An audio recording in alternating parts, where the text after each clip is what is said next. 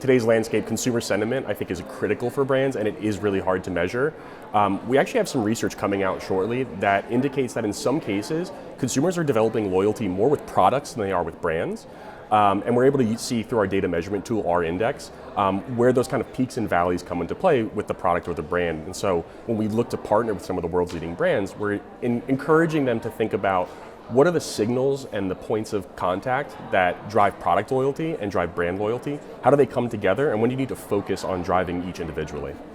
So AI search has become a big topic lately. The idea of the search apocalypse is being thrown around. Other people saying, oh, let's not get too overheated. Wanted to get your take on that, and what's one thing you're seeing in the space that you're watching going forward when it comes to AI search? We've lived through a few apocalypses before, so I think we'll come out the other end okay. The AI search one is really interesting. We actually are taking it a step beyond. It's not just about how the brand is showing up in AI search, it's thinking about the LLM environment as a whole, and we're starting to see some of these LLMs launching their own browsers now. What is the brand's role in owning that ecosystem front to end? Particularly with younger consumers. We do a lot of Gen Alpha research at Razorfish because we understand the buying power that they have today, and that is going to come with them. And so for brands to be prepared for the future of consumerism, it's not only how do I show up in AI search, how do I show up in an LLM environment front to end as we consider more search, research, and purchase taking place in that entire environment, not just in a moment in time. Well, there's always a ton of new technologies being introduced all the time, it seems. Now is certainly faster and more accelerated as we keep hearing. But organizations are still struggling to make the right investments and keep pace with all this change.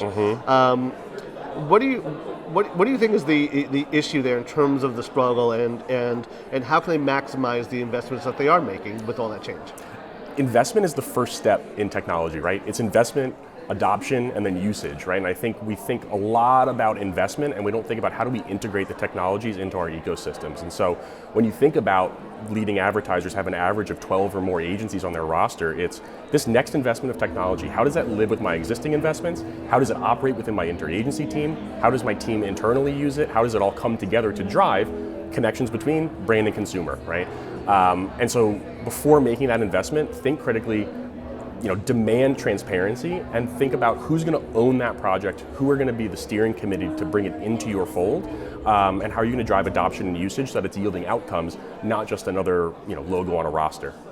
So in addition to the pace of technological change, within that, the pace of change in terms of the accessibility of bigger and better data. But at the same time, there's still a sense that there's a lack of data visibility.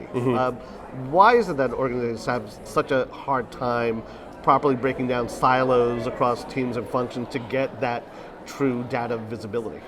I think it's the same challenge with the technology investment, right? Is a lot of times there's a bolt-on investment taking place, and you're not thinking about the interoperability of these, tech investments, of your data investments, of your partnerships. And so it's really hard to bring all of that data together to yield actionable insights. And so again, when you're thinking about your organization, you got to zoom out a little bit and understand, what am I trying to accomplish as a business, and then how does marketing fuel that business outcome, and then what are the data insights I need to lean into to drive better decision making. And so again, it's like thinking about data as a whole. Where does it connect? Where are your gaps? And then how do you drive partnerships to fill those gaps for you? So from thinking about data, let's talk about customer experience. The idea, certainly not new, but there's a lot more discussion of the importance of customer experience right now. And connecting experiences is certainly like with data, it's not easy. So how can brands deliver connected experiences and again do so at the all-important scale? Yeah, I think we're hearing it a lot today, right? It's like there's B2B, there's B2C, but it's all B to H, right? It's business to human. And humans are looking for experiences. They're looking for emotional connections with the brands that they're purchasing from. And so how are you getting a full picture of your consumer set? And so using identity tools like an Epsilon to bring in the right data, the right discovery, and understand not just the purchase behaviors, but also the emotional sentiments, the attitudes, the passion points of the person making that buying decision.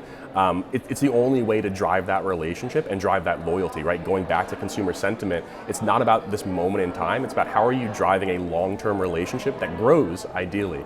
And thinking about it on that individual level is great, and then you start thinking, how do I scale that with like larger consumer sets? And again, it's using those data signals with different cohorts and saying, okay, I understand how to drive this relationship with this cohort. How can I adapt that learning and grow my consumer set?